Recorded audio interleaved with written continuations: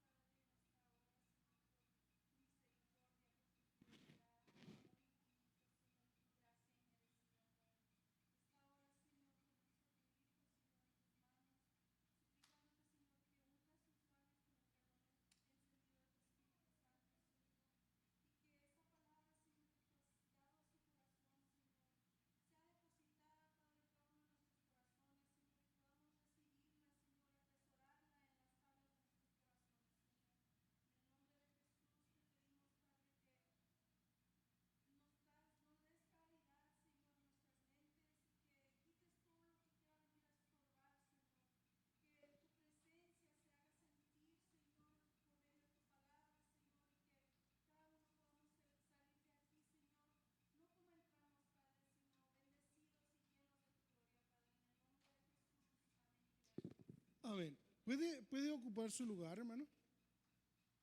Puede ocupar su lugar. Estoy, antes de empezar el mensaje, quiero agradecerle a Dios por el privilegio y la bendición que me da de poder estar una vez más en este lugar, ¿verdad? Quiero darle gracias a Dios porque el día de anoche, o más bien ahorita en la madrugada, llegaron mis hijas, llegaron con bien. Dios las llevó y Dios las trajo y gracias a Dios que ya están en casa. Amén. Mire, en esta hora, hermano, yo quiero hablarle de que Él es fiel. Yo dije, todos van a gritar. Todos van a decir, amén, Dios es fiel.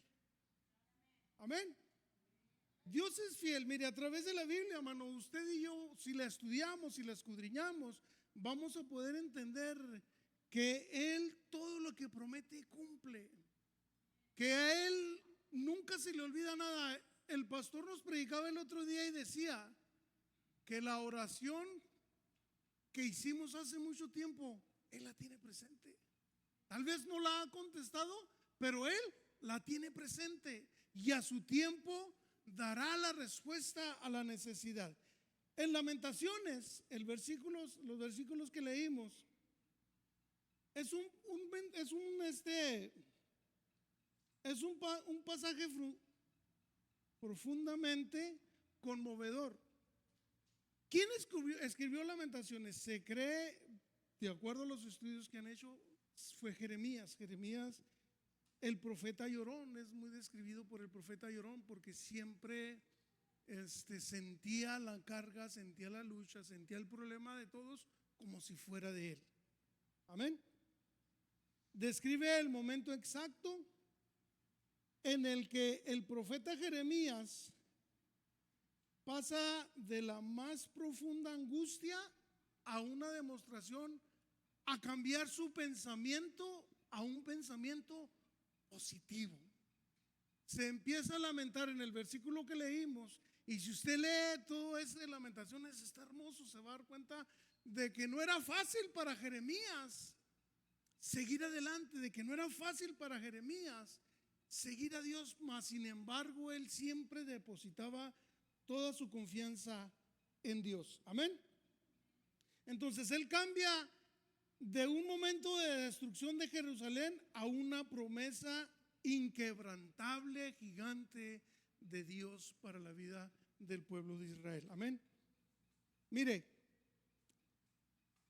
en el versículo 20 dice: mi alma ciertamente se acuerda y ya llegaron los años, hermano, y ya no alcanzo a mirar las letras muy bien, y se lo voy a leer así. Es que ya cuando llegamos a esta edad, hermano, pues ya como que nos hace falta mano a muchos y otros, ya estamos ahí. ¿Se acuerdan cuando decíamos antes, ¿para dónde vamos? Y todos decíamos, para viejo. Bueno, ya llegué, ya necesito bajarme. Amén. Ya llegué, ya estoy aquí, ya llegué a viejo. Ok, en el versículo 20, Jeremías no oculta su dolor. Ok, recuerda vivamente la tragedia, la pérdida y el sufrimiento que lo rodeaba, la caída de Judá. Jerusalén, ¿en manos de qué? De los babilonios. Su alma está deprimida y abrumada por el peso de la realidad. Cuando ya venimos a ser reales a lo que está sucediendo en nuestra vida, ya no vivimos en ese globo que decimos, no, todo está bien, no. Y entendemos de que las cosas no están bien y hay que poner nuestra esperanza en aquel que todo lo puede hacer. ¿Sí? ¿Me entendí yo muy bien? No sé si usted me entendió a mí. Amén. En el versículo 22 y 23 dice: por la misericordia de Jehová no hemos sido consumidos. Nuevas son cada mañana, grande es su fidelidad. Todos los días, hermano, cuando nos despertamos, yo creo que todos, por agradecidos con Dios, siempre, al menos en lo personal, abro mis ojos y le digo: Señor, gracias porque ya abrí mis ojos. Gracias porque me estás dando un día más, una oportunidad más de poderte servir lo mejor que pueda. Ahora, estos son los versículos más reconocidos de este pasaje. Reconoce que aún el pueblo ha sufrido consecuencias por parte del pecado, por parte de lo que estaban haciendo. Dios no los destruyó por completo. Su amor, su leal, su misericordia no se ha agotado, sino que renueva cada mañana su misericordia sobre cada uno de ellos, como lo hacía en aquel tiempo, hoy en día lo sigue haciendo. Amén. Ahora el 24 dice: mi porción es Jehová, dijo mi alma, por lo tanto en él esperaré. Reconoce y entiende que el único aliento y la única esperanza que hay en el cristiano, en el creyente, en el que ha tenido un encuentro personal con Dios, reconoce que solamente Dios es la única esperanza que hay en nuestra vida. Podremos platicar con los hermanos, podemos tener una charla, podemos tener una plática íntima con algunos de los hermanos cuando hay confianza entre nosotros, pero eso es nomás para desahogarnos como humanos que somos. Pero cuando venimos a Dios podemos entender de que hay alguien que sí puede resolver nuestro problema. ¿Por qué? Porque Él es siempre fiel. Le dije yo, van a glorificar a Dios y se van a levantar de la silla y van a entender que Dios es fiel para con nosotros. Una reflexión, hermano, de lo que acabamos de leer en estos versículos. En este pasaje nos enseña que la crisis no tiene la última palabra. El problema no es la última cosa que va a suceder. Hay una solución y esa solución la tiene Jesús. ¿Por qué? Porque Él ha prometido estar con nosotros 3 días a la semana. ¿Sí? Él ha prometido estar de lunes a viernes con nosotros y el fin de semana a ver cómo se las arreglan. ¿Sí? No, Él dice que Él ha prometido estar con nosotros siempre. Ahora dice, séme fiel hasta la muerte y yo te daré la corona de vida. Entonces, como creyentes, como personas que ya hemos tenido un encuentro personal con Él, nuestro problema es de que no le somos fieles, de que no hay lealtad entre nosotros hacia Dios. Amén. Por eso es que a veces creemos que la crisis es lo último que va a suceder en nuestra vida. No. Como creyentes tenemos que esforzarnos a seguir adelante. Como creyentes tenemos que creer en su palabra. Si no, ¿para qué la estudiamos? Si no, ¿para qué la leemos? Si no, ¿para qué predicamos de ella? Cuando estaba yo en el instituto, hice una pregunta una vez. Y el pastor, el hermano Andrés, yo pregunté y dije, ¿qué está la Biblia? ¿Para qué dejaron la Biblia escrita? Usted sabe que cuando es uno nuevo trae uno muchas preguntas que a veces no podemos entender. Y es lógico, ¿verdad? Pero como creyente, como empezando en el Evangelio sin saber de que existía Dios, que era real, yo hice esa pregunta y dije yo, ¿por qué Dios dejó escrita la Biblia? El pastor Roma me dijo, ahorita te enseño. Y Daniel pensó, dije, no tiene respuesta o ya me tiró al león. Perdone la expresión. No me va a hacer caso, ¿no? De ratito se acercó al hermano, estábamos en el instituto bíblico y se acercó al hermano de mero enfrente y dijo, hermano, sigan leyendo ahí por favor, y se lo llevó al cuarto de enseguida. Vino y luego ya yo empecé a ver que este se llevó al que estaba enseguida de él y luego vinieron y se sentaron y luego se llevó el otro, se llevó al otro y así se fueron sucesivamente. Y como yo era el hermano Daniel, me sentaba mero atrás. Era el último que me sentaba atrás.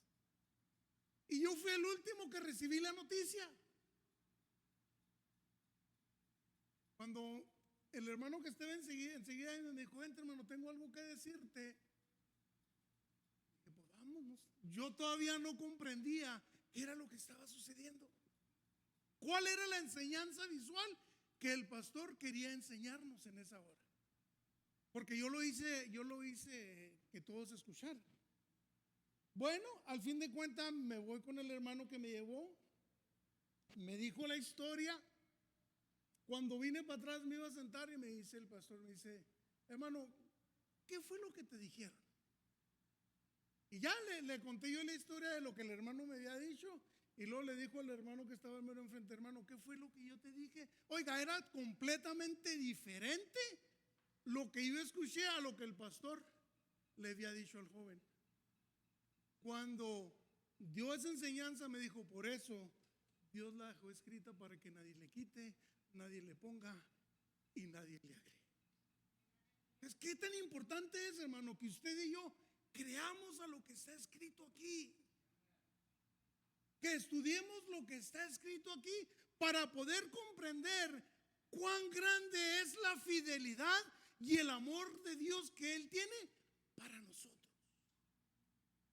A través de la Biblia usted y yo vamos a poder entender que cuando Él dice, he aquí yo estoy con vosotros, es porque Él va a estar con nosotros. Yo dije, van a gritar.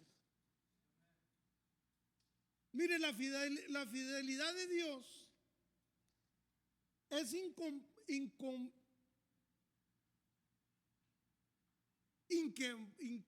ya ni el español ni el inglés.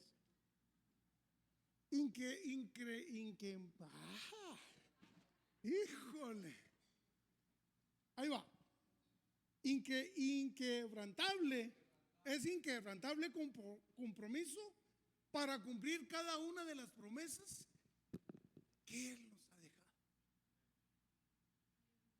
No puede nada quebrantar ni detener lo que Él ha prometido que Él va a hacer con nosotros. Especialmente, mi amado hermano, si usted y yo hemos recibido un llamamiento a través de la Biblia. Le vuelvo a decir, si usted la escudriña, va a poder encontrar que cuando Dios le daba el llamamiento a un siervo de Él, era porque Él iba a estar siempre. Siempre. Aunque a veces parece que no está con nosotros, Él está ahí con nosotros. Aunque no le sirvamos como debemos servirle, Él está ahí con nosotros. Ya le he dicho muchas veces que cuando yo me convertí al Señor, por primera vez que leí el poema ese de las pisadas, huellas, cómo lloré. Lloré porque toda mi vida yo había pensado que todo lo que yo había hecho había sido porque yo era muy inquebrantable, nadie me podía hacer nada. Pero cuando vengo a entender que por lo que pasé, que por lo que tuve y las dificultades, no fue porque yo eran mis propias fuerzas ni mi inteligencia, era porque Dios me venía cargando. Porque ese poema dice que cuando él se dio cuenta que con los momentos más difíciles de su vida miró solamente 2 pisadas en la arena, dijo, ¿por qué me dejaste? Y le contestó Dios, en esos momentos era porque yo te venía a cargar. Entonces Él es fiel, hermano. Él es fiel. Si yo estoy aquí parado, si usted está aquí en este lugar, no ha sido por sus propias fuerzas. No ha sido por su inteligencia. No ha sido porque yo puedo hacer las cosas solo. No, ha sido por su fidelidad que Él prometió estar con nosotros hasta el fin. Pensé que iban a brincar, hermanos. Él sostiene a su pueblo y actúa con su verdad. No depende de méritos humanos, sino de su carácter, quién Él es. ¿Qué no dice la Biblia que no es por obras? Es por obras, sino es por su fidelidad, es por su amor.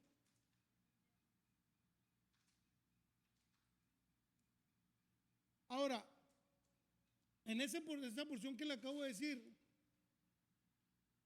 hay cosas especiales que Él hace para que usted y yo podamos seguir adelante.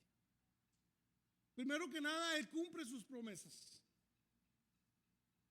Dios mantiene sus pactos de generación en generación. No se le olvida. No se le olvida. Él mantiene todo de generación en generación. Perdón y restaura. Su fidelidad nos sostiene incluso aun cuando le fallamos. Esa es su fidelidad. Esa es su fidelidad. Protección y fortaleza. Es una fuente constante de refugio para que usted y yo podamos llegar y descansar. ¿Sí? Ahora le estaré dando rápido unos versículos donde habla de qué tan grande es su fidelidad. En Deuteronomio 7:9 dice: reconoce pues que Jehová es tu Dios, es Dios, Dios fiel. Él guarda el pacto y la misericordia a los que aman y guardan sus mandamientos hasta mi generación. Ese es Deuteronomio 7:9. Lamentaciones 3:22 al 23, ya lo leímos para empezar el mensaje. Dice: por la misericordia de Jehová no hemos sido consumidos, porque nunca decayeron sus misericordias. Nuevas son cada mañana, grande es tu fidelidad. Según de Timoteo 2:13 dice: si fuéramos infieles si Él permanece fiel, Él no puede negarse a sí mismo. O sea que Él no se puede retractar de las promesas que Él ha hecho para con nosotros. Se puede retractar. Si Él dice: he aquí yo estoy, he ahí está. ¿Sí? Entonces Él no se puede retractar de lo que Él promete. Y hablando de ese versículo, se me viene mucho a la mente, allá en el Éxodo capítulo 2 en adelante, habla de que hubo una pareja, un hombre que buscó con quién casarse, con quién tener hijos, y nació un niño. Dice la Biblia, lo declara como un niño guapo, hermoso.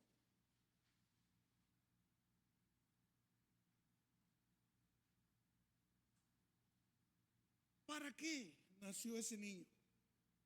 ¿Cuál era el propósito de Dios en ese niño? Bueno, si sigue usted leyendo ahí en el Éxodo capítulo 2 en adelante, va a poder entender que nacía un niño que iba a ser el hombre el cual Dios iba a utilizar para que el pueblo de Israel saliera de Egipto. Y si usted estudia y puede ver cómo Dios lo guarda, en aquel entonces los niños de 2 años en adelante, los niños de 2 años tenían que ser asesinados por medio del decreto que había escrito Faraón. Pero ¿cómo Dios lo guarda, hermano? Lo ponen en una canasta. Ya ve que cuando hay niños pequeños, yo le voy a regalar el Moisés. ¿Sí o no? ¿Sí? ¿Qué significa Moisés? Porque fue encontrado en el río. Y usted se sabe la historia de lo que sucedió, cómo Dios lo guardó, cómo Moisés creció con los egipcios, cómo fue estudiado. Mire, los planes, creo yo que los planes de Moisés era quedarse ahí con ellos. Le iba re bien. Le iba re bien. Mas sin embargo, los planes de Dios son bien diferentes. Mire, me voy a atrever a decir esto. Y no quiero que se vaya a ofender Giovanni. Por favor, no te ofendas.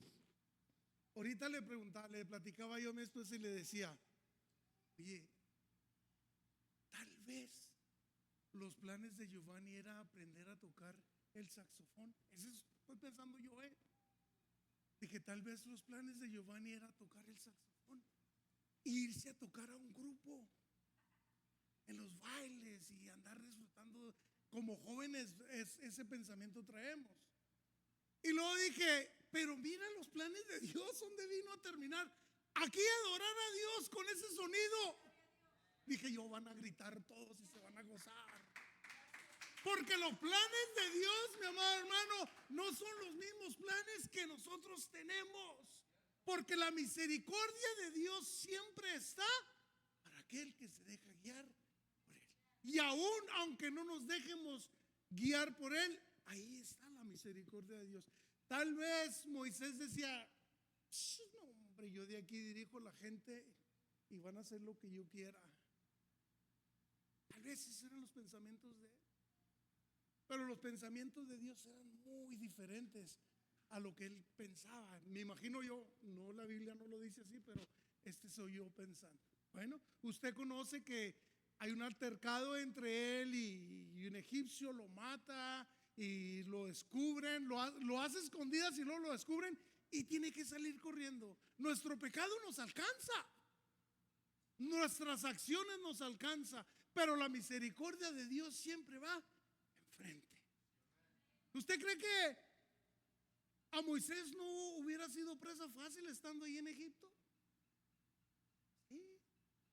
Y si nos vamos un poquito más para atrás, ¿usted cree que Moisés no había sido degollado o matado cuando era un bebé? Sí. Pero la misericordia de Dios es tan grande que lo estuvo guardando para el trabajo que tenía que hacer. Ya usted puede seguir leyendo y se va a dar cuenta de que llegó a un pozo donde conoció unas muchachas. Luego los jóvenes hicieron carita como que. Conoció unas muchachas. Estas muchachas tenían un padre que era Yetro, tenía muchas ovejas, muchos animales, de los cuales él se hace pastor de ellas. Otra vez vuelvo a pensar esto. Yo, Daniel, vuelvo a pensar esto. Tal vez Moisés dijo, bueno, allá no pude estar tranquilo, allá no pude estar. Bueno, aquí sí voy a estar tranquilo. Todos los días me levanto a las 4 o 5 de la mañana y empiezo a arriar todas las ovejas y llevarlas a comer tranquilo, como a mi tiempo, descanso debajo del sol, ahí de la sombrita mientras está el sol. Tal vez esos eran los pensamientos de él, pero los pensamientos de Dios eran bien diferentes. ¿Por qué? Porque dice la Biblia que un día Moisés se encontraba caminando, pastoreando ahí a las ovejas y de repente le llamó la atención de una lumbre de algo que se consumía arriba de aquel cerro, arriba de aquella montaña. Fue tanto lo que llamó su atención que dijo, iré a ver qué es, iré a ver por qué no se consume. Dice la Biblia que cuando Dios miró que Moisés iba hacia él, Dios habló con él y le dijo, Moisés, Moisés, por su nombre una vez más, quita las sandalas de tus pies porque el lugar que pisas santo es. En el capítulo 3 le empieza a dar las instrucciones, qué era lo que tenía que hacer.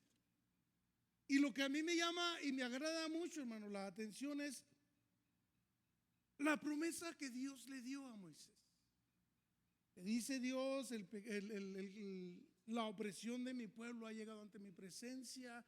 Ve y dile a Faraón que deje ir al pueblo.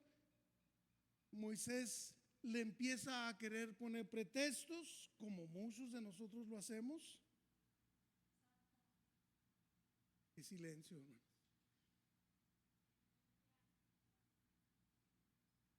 Y le dice Dios que vaya. Y le hace una promesa. Mire, en el versículo 11 le dice, entonces Moisés respondió a Dios, ¿quién soy yo para que vaya a Faraón y saque de Egipto a los hijos de Israel? La excusa, ¿quién soy yo? ¿Por qué yo? Le responde Dios, ve porque yo estaré contigo. Hermano, una promesa grande, una promesa que no se la está dando el líder de aquel tiempo, se la está dando Dios. Y luego después le vuelve a decir, sí, yo voy a ir y les voy a decir que Dios me ha enviado, y me van a hacer caso. Y le dice Dios, ve y le dirás, yo soy el que soy. Y de ahí en adelante usted puede ver y puede estudiar que Moisés sacó al pueblo de Israel por mano dura por medio de Dios. Porque Dios le fue fiel, Dios estuvo presente y Dios lo llevó a la victoria. Bueno, ya le he platicado la historia de Moisés, de la cual usted me va a decir, ay hermano, predíquenos otra cosa, hermano, otra vez. Bueno, ahora le quiero predicar, ahora le quiero hablar de algo que muchos no hemos o no estamos al tanto de cómo esta iglesia se formó. ¿Qué fue lo que sucedió para llegar hasta este momento? ¿Qué fue lo que sucedió? Mire, allá en el año 1960, el mes de octubre, el día 13, nació una linda bebé, güerita. ¿Cuáles eran los planes? Recién nacida, no sabíamos, sabía. Después de 10 meses, en el mes de agosto, nació un bebé. El 11 de agosto de 1961, morenito. No le puede decir blanco, hermano, morenito. Pero Dios ya había depositado sobre este niño cualidades, dones, trabajo, responsabilidad. Y los dos fueron nacidos en el estado de Durango. Crecieron, a uno por su lado. No sé, se conocieron. Y en el año 1983, esta dama, esta señora, esta joven, recibió a Cristo como su único y suficiente Salvador, ya estando casada. Ahora ella tenía una responsabilidad, porque quien le seguía, quien era su esposo, le servía. ¿Y cuál era el trabajo que ella tenía que hacer? Orar por él. Pero ¿cuál era la mayor cosa que tuvo que tener? Creer que Dios es fiel a sus promesas. ¿Sí? En el 83 se cumple, se convierte al Señor. Y Dios le responde en el 1996. Este niño morenito que creció, que ya era un hombre a la edad de 35 años, recibe a Cristo como su único y suficiente Salvador. Al poco tiempo de servirle al Señor, de haber aceptado a Cristo como su único y suficiente Salvador, le dieron un trabajo medio fuerte en la iglesia. Lo hicieron que fuera líder de varones. El llamado de Dios estaba ya trabajando en el corazón y en el pensamiento de este hombre. Se lo digo porque un día yo le pregunté y me dijo, hermano, es que yo ya no quiero ser líder de varones, ahora yo quiero ser pastor.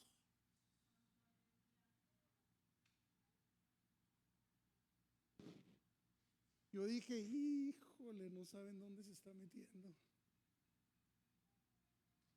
No sé, yo lo dije a mí mismo, no se lo dije a él, pero si se lo hubiera dicho, yo creo que él me hubiera contestado, usted no sabe quién me está dando el llamado. Porque siempre pensamos negativo, porque siempre creemos que no se puede. Pero si usted escudriña la escritura, se va a dar cuenta que sí se puede. Si Dios le da el llamado, si Dios le ha dado un don, un talento, sí se puede, porque lo recibió de Dios, no lo recibió del hombre, lo ha recibido de Dios. Al poco tiempo, esta familia completa empieza a servirle a Dios. la pareja esta empieza a servir en otras iglesias, ayudándole a otros hermanos a que sus ministerios, sus pastorados crezcan y empiecen a fluir. Pero un día sucede algo y uno de los hijos de él le dice: ¿qué andas haciendo allá? Si Dios te llamó acá. Por eso es bueno, hermano, que nuestros hijos entiendan el llamado que Dios ha dado a nuestra vida. Que nuestros hijos puedan entender la responsabilidad que hay como hogar cristiano. Al poquito tiempo, unos 2, 3, 4 años y a lo mucho de haber estado en esa iglesia, él sale ya con el llamado al pastorado.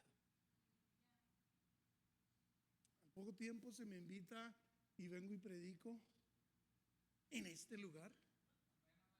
La iglesia era este pedacito. Entrábamos por esa puerta. Era este pedacito la iglesia. Y yo decía: se va a poner en grande. Porque yo sé que el llamado de Dios, cuando Dios lo da, se queda pequeño. ¿Usted se ha quedado pequeño en el evangelio? ¿Usted no ha crecido? ¿Usted no ha tenido experiencias maravillosas con Dios? ¿Usted no ha tenido ese encuentro divino que cuando ora Dios contesta? ¿Usted no ha tenido ese encuentro que cuando dice: Señor, me siento mal, tengo dolor de cabeza, y en el instante o al momento: Señor, tengo esta dificultad, necesito pagar tanto dinero y no sé cómo, y de repente de la nada Dios suple? Eso es el encuentro personal maravilloso que tenemos, y podemos entender que su fidelidad es grande, que Él ha prometido estar, Él está. Por eso le decía hace rato que la crisis no es lo último que va a suceder en nosotros. Lo hermoso es solución para esa crisis.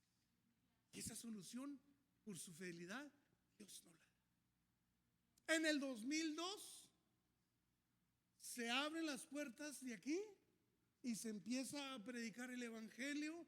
Mire, ¿usted cree que fue fácil? ¿Usted cree que la vida de Moisés también fue fácil? La iglesia era aquí, y ¿sabe qué había de aquel lado? Un restaurante. ¿Y sabe quiénes eran las personas que tenían ese restaurante? Personas que mientras el culto estaba aquí, allá afuera estaban haciendo adoración a la Virgen y a tantos santos que ellos querían. Era una lucha continua. Mas sin embargo, él no dijo: no puedo, son muchos. No, sin embargo dijo: no, sí puedo, porque el que es más grande está de mi lado. El que me dijo que iba a estar conmigo, el que le dijo a Moisés que lo acompañaría y le daría las palabras y le daría la solución, está conmigo. Le pregunto ahora a usted: ¿ha sido fácil servirle a Dios? ¿Ha sido fácil? Han venido subidas, han venido bajadas, pero sobre todas las cosas han venido más bendiciones que los problemas que han llegado a nuestra vida. Sí, hermano. A Dios hay que creerle. A Dios hay que decirle: sí, Señor. La crisis está difícil, el problema no creo yo que haya solución, pero en ti sí hay solución. ¿Usted cree que nuestro pastor, como humano que es, no han venido momentos en su vida en decir: ya no puedo más? ¿Usted cree que como matrimonio no han platicado y no han dicho: este mes no creo que hagamos con el dinero para la renta? ¿Ha pensado usted en eso alguna vez? ¿Ha pensado alguna vez en eso?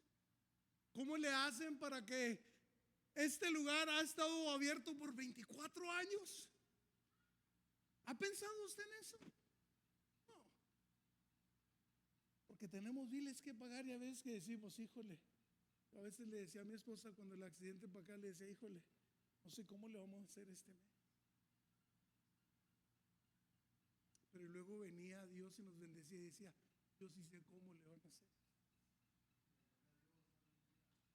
¿Usted cree, hermano, cuántas veces no vino Dios y le dijo, va a estar bien? Y Él nos puede testificar, hermano, que de la nada llega la bendición de Dios. Hace una semana nos daba una noticia, ¿sí? ¿O no estuvo usted aquí? Que le llegaron a su casa con un carro nuevo para Él. Ese es Dios. Esa es su fidelidad, ese es su carácter, ese es el Dios que usted y yo servimos.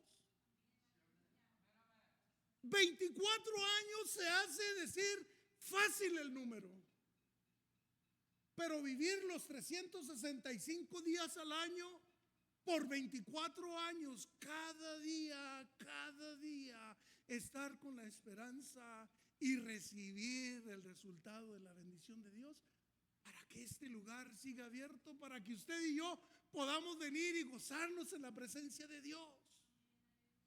Yo llegué aquí el 2010 y se me hace que le platicaba al hermano Martín el jueves y le decía yo al hermano, yo llegué aquí a la iglesia y se los he dicho muchas veces. Yo llegué aquí a la iglesia con el pensamiento de que yo venía a ayudarles a los hermanos a hermosear este lugar.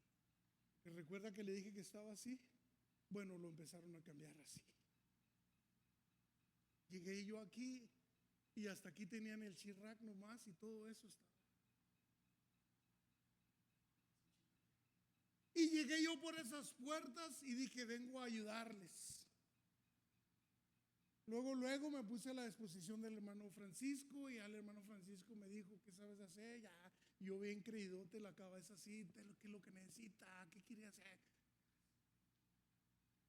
Pero con el tiempo, hermano, vine a entender que yo no vine a ayudarle a la iglesia, sino que la iglesia, los hermanos que ya estaban aquí, aquellos que creían en la fidelidad de Dios, de que todos pudiéramos ser restaurados, de que había personas que necesitaban la salvación, de que había personas que necesitaban con quien platicar. Entendí que yo no vine a ayudar a la iglesia, sino que la iglesia estaba esperando que yo llegara para ayudarme a mí, porque yo llegaba con necesidad, porque yo tenía una necesidad en mi vida. Y esa es la preocupación de esta pareja que tenemos aquí como pastores.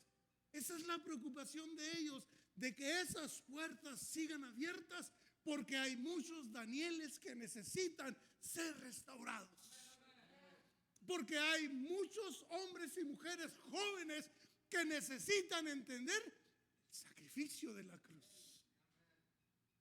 ¿Usted cree, hermano, que Él no se regocija cada vez que una alma viene a Cristo? ¿Usted cree que ahí Dios no le dice, por eso te di el llamado? Por eso te di el llamado. Ahora, si usted estudia la vida de Moisés, hay una porción de la Biblia donde habla y dice que el pueblo estaba en batalla. Y Moisés se levantaba y levantaba sus manos y el pueblo avanzaba.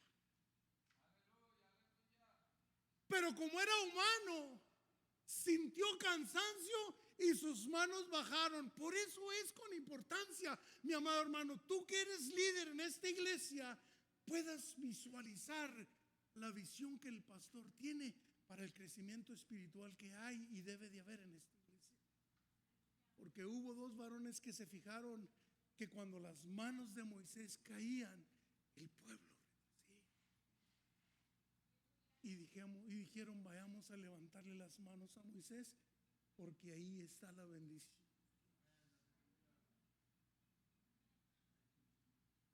Con importancia, mi amado hermano, que usted y yo estemos siempre atentos. ¿Qué es lo que nuestros pastores están pasando?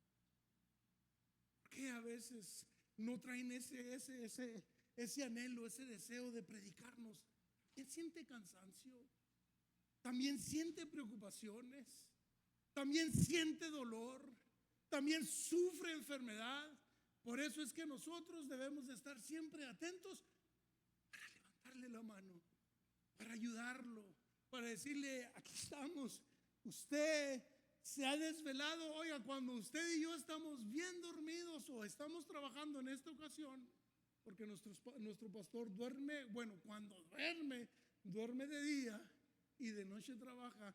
Cuando usted y yo nos encontramos trabajando, hay alguien que se toma su tiempo para arrodillarse y decirle: Señor, guárdame a mis siervos, guárdame a esos varones decididos, guárdame a esas damas dedicadas a ti, guárdame a esos jóvenes que tienen el vigor. Mientras usted y yo nos la pasamos trabajando, hay alguien que está clamando por nosotros. Sea sincero, ¿cuántas veces ora por su pastor? No estoy aquí para apuntarle, porque mire, yo le apunto con un dedo y hay tres que me dicen: ¿y tú qué? Pero si hagamos conciencia, hermano, de que el trabajo que se está haciendo para que usted y yo podamos ser edificados en este lugar no es en vano. Hay alguien que creyó cuando le dijo Dios: yo estaré contigo, yo seré tu proveedor, yo seré tu doctor, yo seré quien te va a enseñar, yo seré quien te va a ungir, yo seré quien estará a tu lado en los momentos más difíciles de tu vida, yo seré quien te cargaré cuando ya no puedas caminar, yo seré quien te sostendré cuando digas: ya no puedo. Es bueno, hermano, que nosotros creamos en ese Dios. Es bueno. Ahora, casi con esto termino. Casi, me falta como una hora más.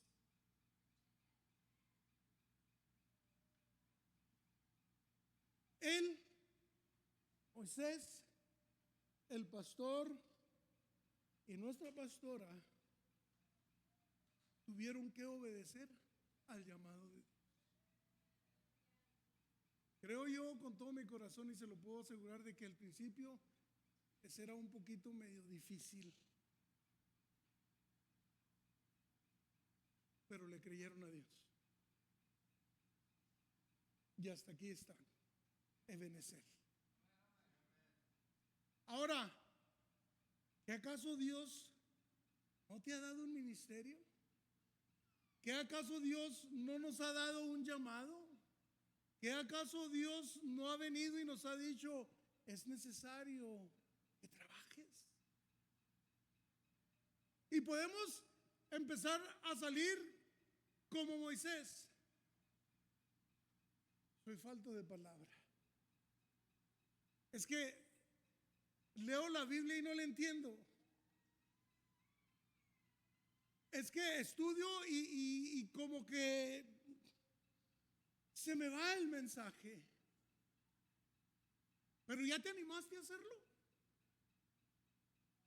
¿Ya has recibido el llamado y has dicho: ok, aquí voy, adelante? Dijo Moisés: si tú no vas conmigo, yo no voy. Creo que nosotros también podemos decirle a Dios: Señor, tú me estás dando el llamado. Si tú no, yo no. O ya se terminaron los llamados, hermano. Ya se terminó el tiempo de los llamados. Ya Dios ya no está llamando a nadie. Ya Dios no está dando trabajo a nadie. La unción de Dios ya no está llegando sobre nadie. ¿Estamos en ese tiempo? ¿O queremos vivir nosotros en nuestro tiempo? Creo yo con todo mi corazón, hermano, de que Dios sigue llamando. Que la Biblia dice que la mies es mucha, mas los obreros son. Pedirle pues Dios que envíe obreros. Y luego ahí nos vamos a poner bien bíblicos. Sí, Señor, envía obreros. Hermano Salomón, ándale, hermano Salomón, ándale a predicar. Hermano Salomón, ándale a cantar. Hermana Ashley, ándale, venga y predíquenos. Vamos bien bíblicos. Enviemos, pidamos a Dios que haga a alguien más que vaya. Ya, hombre que dijo: heme aquí, envíame a mí. No podemos decir esas palabras. No podemos expresar nosotros esas palabras. Hasta aquí, hermano. Dios ha bendecido a esta iglesia y la sigue bendiciendo. Amén. No hay servicio que vengamos que usted no sienta la presencia de Dios. Amén. Y si usted no la ha sentido, pues no pasa al altar. Si usted no la ha sentido es porque no adora a Dios con libertad. Dios ha estado presente. Y hemos orado por mucho tiempo y le hemos pedido a Dios que nos dé un local. Y yo me estoy yendo más allá, y yo creo que muchos lo hacen: Señor, regálanos un local.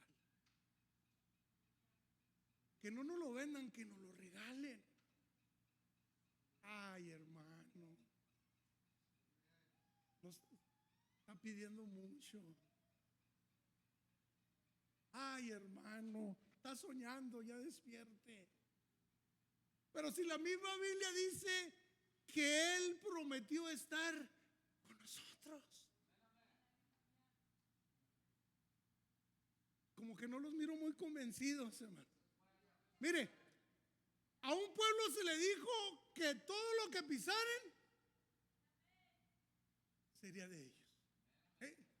A un pueblo se le dijo: dale vuelta a ese lugar 7 veces y será de vosotros.